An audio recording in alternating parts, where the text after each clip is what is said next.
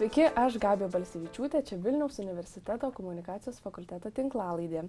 Šiandien svečiuose Aurimas Bružas. Sveiki. Aurimai, kuom šiuo metu gyveni, kuom užsiemi, kokia tavo veikla pagrindinė? Šiaip aš dabar esu gana toli nuo to, ką aš studijavau arba nuo ko pradėjau, nes kai studijavau, aš galvojau, būsiu PR-ščikas, būsiu RSV specialistas ir truputį ir buvau.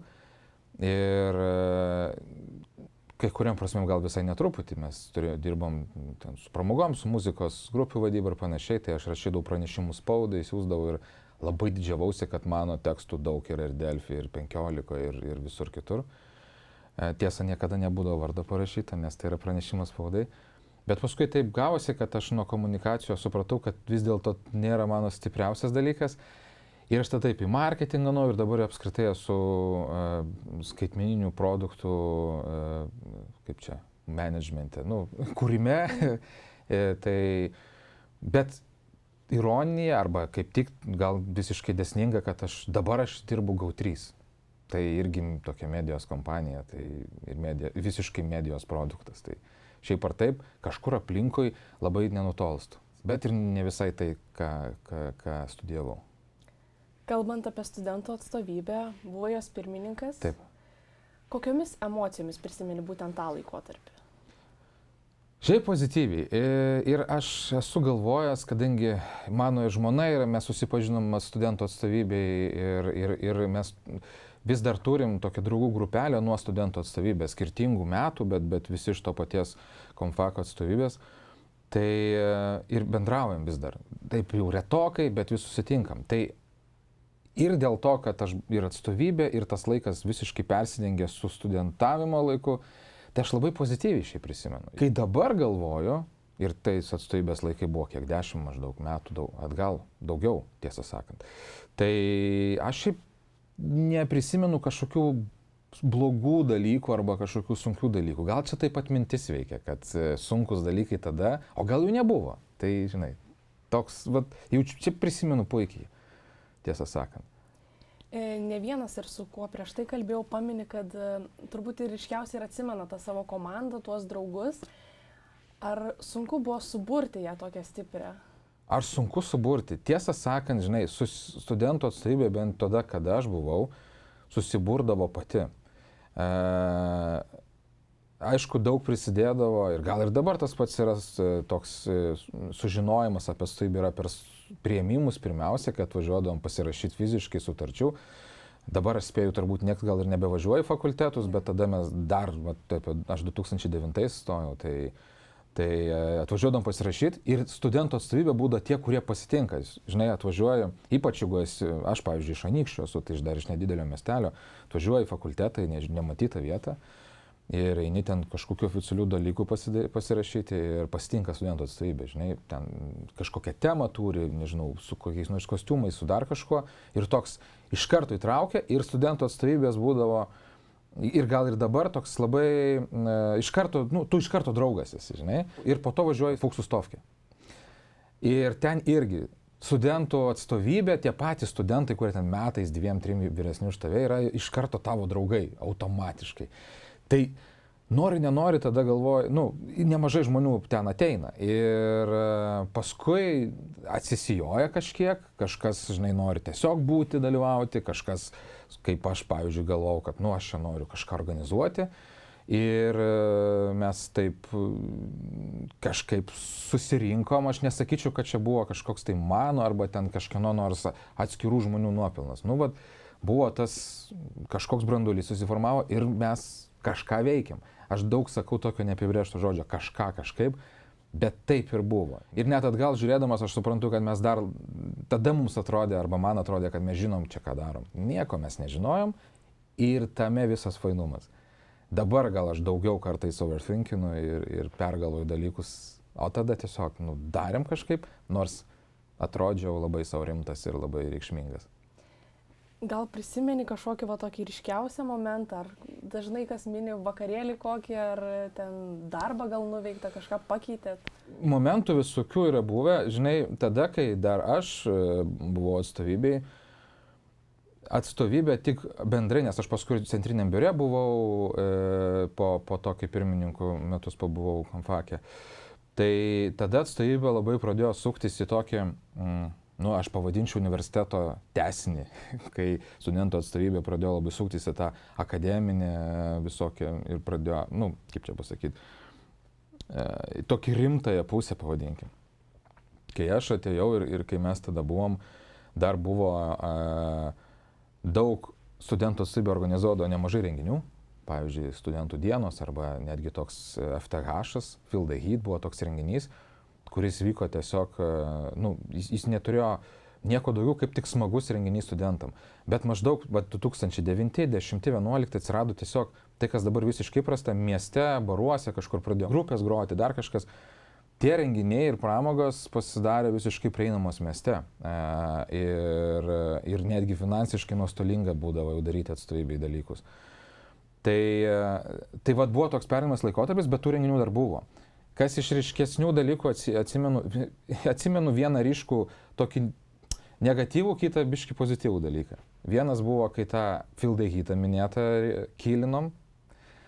Nes ar dabar aš taip daryčiau, nežinai, reikėtų galvoti, bet tada buvo sunku, nes buvo toks iš inercijos, reikia daryti čia tradiciją ir iš tikrųjų ten buvo gal 6 ar 8 kartus įvykęs, bet tuo pačiu mes neturėjom iš ko daryti ir kaip ir pinigų neturėjom ir nemokėjom jų surasti ir gauti. Čia buvo sunku. Vidinis toks, žinai, buvo tiek blogiečiai, kurie palaikė uždarimą ir buvo tie, kurie nepalaikė ir tokios įtampėlės. Iš kitos pusės super pozityviai atsimenu Fuksų stovyklas. Man įdomesnė dalis buvo ne kiek vakarėlis ir ten, žinai, per vis dienas, kiek tai, kad atvažiuoja ten koks tuo atveju, ten 100-120 yra žmonių, žinai, iš jų 100 yra ką tik baigę mokyklas jauni žmonės, tokia dalis jų tiesiog nutrūkė nuo grandinės, nes nėra tėvų ir dabar galima miškuose kažką paveikti, žinai, 2 dienas. Ir tada ta vadovų komanda irgi yra 20 jaunų žmonių, tokių pat, žinai, pirmakursių, galbūt ten metais jaunesnių. Ir ten aš esu, sakykime, stovyklos vadovas, Deividas toks buvo iki šiol, puikiai bendraujam ir bičiulis, kuris irgi buvo stovyklos vadovas ir mes ten bandom kažką tai suorganizuoti ir, žinai, būdavo, pavyzdžiui, naktį ten budėjimai, kad į teritoriją kažkas neteitų. Arba, žinai, maisto, pasigaminti maisto reikia 100 žmonių ir kokia nors ten maisto gaminimo instaliacija, žodžiu, paveda ir mes nebegalim pašildyti tiek vandens ir pagaminti tiek maisto. Tai šiaip labai įdomios patys ir tos 3 tokios dienos intensyvios, kur bandai, nežinodamas pirmą kartą organizuodamas tokio didžio dalyką, bandai kažkaip suorganizuoti ir kad visi būtų sveiki. Ir tiesą sakant, kiek stovyklų teko organizuoti, niekada ir nebuvo jokių nelaimių. Kaip dalyviai prisiminimai puikus ir paskui kaip organizatoriam. Toks tikrai iš įvairių pusių. Buvo labai faina patirtis. Tai čia toks ryškus dalykas, nes kokiu nors ten akademinių, žinai, pasiekimų ar panašiai, neįvyko tokių dalykų. Gal ryškesnis buvo, kai Būsa iš Alsaso ten išstojinėjo ar panašiai, bet aš jau ten dalyvavau kartu su visa Būsa, ten su taryba, parlamentu ir panašiai. Tai čia turbūt šitie yra dalykai, kurie tai pirmieji galva ateina, vis tiek susiję su ta pramoginė renginių pusė ir ta fan pusė. Tai turbūt pritartum, kad yra labai svarbu ne kiek pats jau rezultatas, o kiek pats procesas, tas pasiruošimas ir taip toliau. Jo, dabar visiškai tam pritariu. Tada, kai aš pats buvau atstovybėje ir aš buvau toks gal ir dabar aš esu toks, bet ir tada tikrai buvau toks rimtuolis ir netgi sakytum susikaustęs toks ir žodžiu, perdėtai rimtas. Aš nemokėjau žiūrėti dalykus paprastai ir tas tiesiog buvo mano bruožas. Pats procesas iš tikrųjų yra daug svarbesnis, nes atstovybė, ir čia tik jau mano nuomonė, aišku, jinai ir nėra tam, kad padarytų pokytį kokį nors. Universitetas, administracija, žinai, dėstytojų bendruomenė ir visai kita. Tai yra tie, kurie čia dirba, kurių yra užduotis, žinai, daryti pokytį vieną arba į kitą pusę.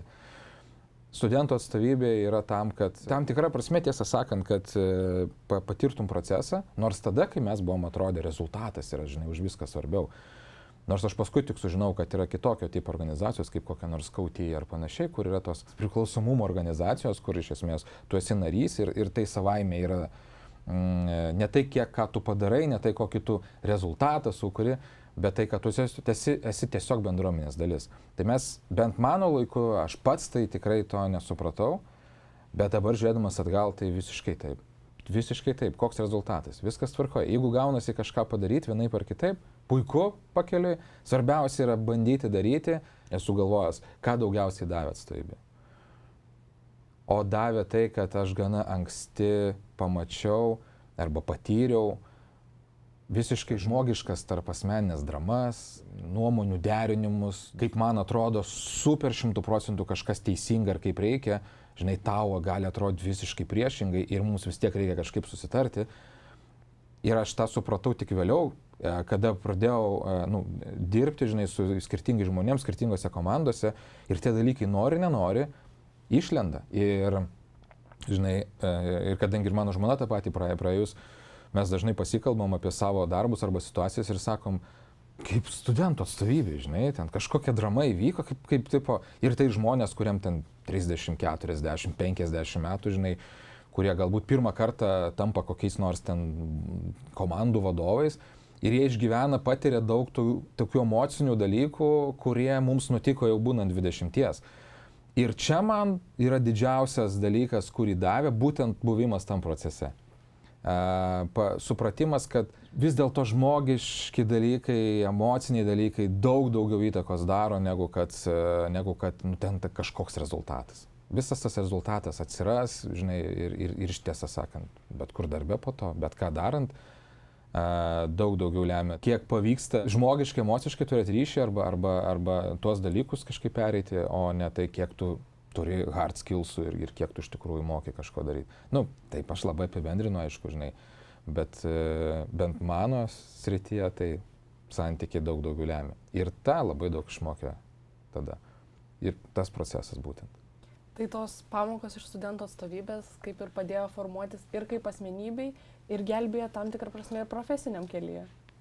100%. Atstovybė man kaip asmenybei davė daug. Gal aš, žinai, reikėtų čia analizuoti ir galvoti, turbūt davė daugiau, negu aš pats suprantu ir įvertinu, bet davė ir labai suskaičiuojamų dalykų. Žinai, draugai, sutikau žmoną ir paskui tos patirtys, visokios organizacinės ir panašiai. Bet tiesą sakant, turbūt iš viso to stipriausias dalykas ir yra tas mokymasis kažką daryti su kitais žmonėm. Arba tas, žinai, buvimo komandos dalim. Ir tas dalykas, nes galų gale visokies atstovybės mokymai arba dar kažkas, ten daug būdavo visokių tiesiog komandinių žaidimų, komandinių užsiėmimų. Net ir tie paprasti dalykai, kai yra 20 metų ar ten 22 metai ar panašiai, viskas labai intensyvu. Viskas, ką darai, yra super reikšminga. Viskas tai, ką darai, yra super, jeigu blogai, tai labai blogai, jeigu gerai, tai yra labai gerai. Tos spalvos labai ryškios per visą spektrą. Tai tas truputį dar pakelia tą patirtį, žinai, ir pagreitina tam tikrą prasme tuos išgyvenimus ir daugiau duoda, ir daugiau išmoka. Kai suintensyvini paprastą dalyką, kažkokią paprastą, tarkim, nesėkmę ar kokį nors ten mini konfliktėlį, bet visa tai yra super intensyvu ir tada tai irgi duoda stipresnės pamokas. Bent per mano patirtį žiūrint, tai man taip suveikia, žinai. Kitiem gal visiškai gali būti kitaip, bet aš manau, kad aš ne vienas toks. Ne kartą paminėjai žmoną, gal gali šiek tiek papasakot, kaip įvyko tas susipažinimo istorija? Oi, puikiai istorija. Šiaip jau. Mes susipažinom, kai aš buvau pirmam kurse, o jinai buvo trečia kursė iš teisės fakulteto. Tai susipažinom irgi per tą pačią atstovybę. Tuo metu buvo tokia infokomai, informacinės srities, ar kaip ten komiteto koordinatoriai. Ir aš buvau infokomas Komfako atstovybės, o žmona buvo tuo metu centrinio biuro, man atrodo, ten ta koordinatorė. Ir mes taip susipažinom per tos kažkokius bendrus ten susirinkimus. per fakultetų dienas, nes ten Teddy teisininkų, paskui Merkurijus ekonomistų, būdavo pavasarį. Tai vat kažkaip, žinai, susipažinom, pradėjom bendrauti, bet aš po to ir draugam, žinai, ir kas, vėlgi mes, yra ta grupelė, su kuriais bendravom, tai daug kartų juokau, kad aš pirmakursis Fuksas iš Komfako nusikabino trečiakursę teisininkę, žinai, bet jinai sako, tai aš tave čia suradau. Tai jo, tokia ir istorija, bet šiaip per atstovybę visiškai. Tai nebuvo, kad, žinai, prasilenkėm koridoriui, pamatėm ir įvyko istorija. Ne, mes tiesiog susipažinom per bendras atstovybės veiklas. Ir beje, mes ne vieninteliai. Aš žinau dar bent vieną šeimą, kuri buvo būtent mano kartoje atstovybė. Ir ten buvo koordinatoriais ir panašiai. Jie pažįstami buvo nuo atstovybės.